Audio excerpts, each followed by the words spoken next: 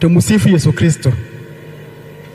Yes, allow me to take the 2 minutes that have been given. Here in Othaya, we run a sister program to mediation called AJS, Alternative Justice System, where we have AJS Elder. Allow me share to recognize the AJS elders wherever they are. Tafadhali tusimame tupunge mkono. AJS elders. These are some of our elders who have actually assisted us in solving dispute. Share tafadhali tu kuja. The chair of AJS. Tafadhali tu have a minute. Have a minute. You can see this is the chair of Alternative Justice System Program in Othaya.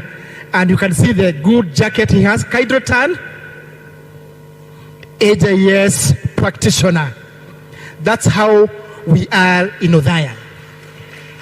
In 2012, I was the first person to be given a case in AJS by the current judge, Madam Florence Mashalia. I was in a dilemma. How will I solve this? Where will I go? But we tried to come up with the programs, ways and measures until the AJS, it is where it is today. In fact, I was checking our records and we can confirm that our success rate is approximately 78%, higher than the rate of mediation, but the mediation is coming or it's following us. Then, as Mollis, as probation office, as we tried to juggle with these AJS, I came up with my own principles. The 4 P's as tested and delivered by Morris. That if these principles are followed, and to me, they are practicable to mediation. And we have done so in this region, and that's why we have moved to where we are. The first P, according to Morris, it's present. Being present. We invite the parties. The parties agree to come and sit down. Just there being present.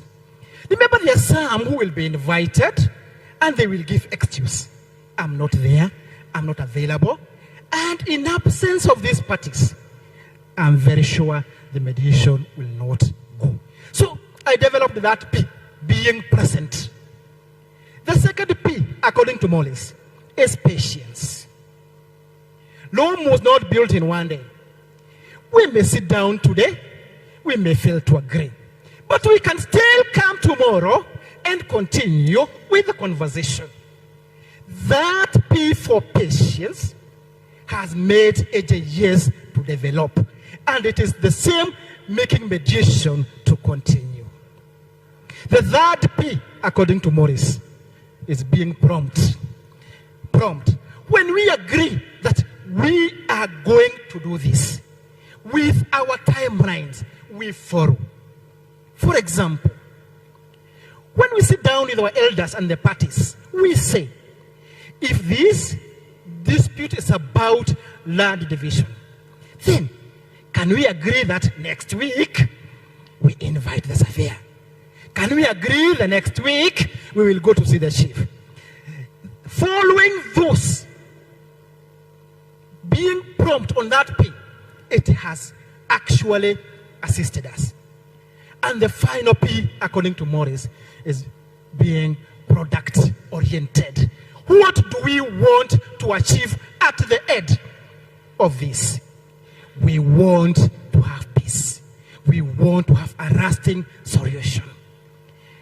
And by following those P that were developed by Morris, we have moved and we are moving places. Allow me to conclude by quoting what Pope Francis said, that we should assist our people in building bridges and not building the walls. This is what we have done here in Othaya.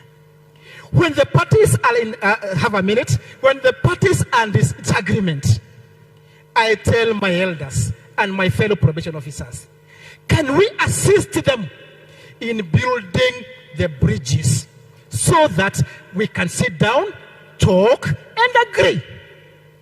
But I also tell them, please, do not create walls. We need these people to see one another. We need these people to talk. So I quote what Pope Francis said, if you cannot create the bridge, please do not create a wall. Thank you very much.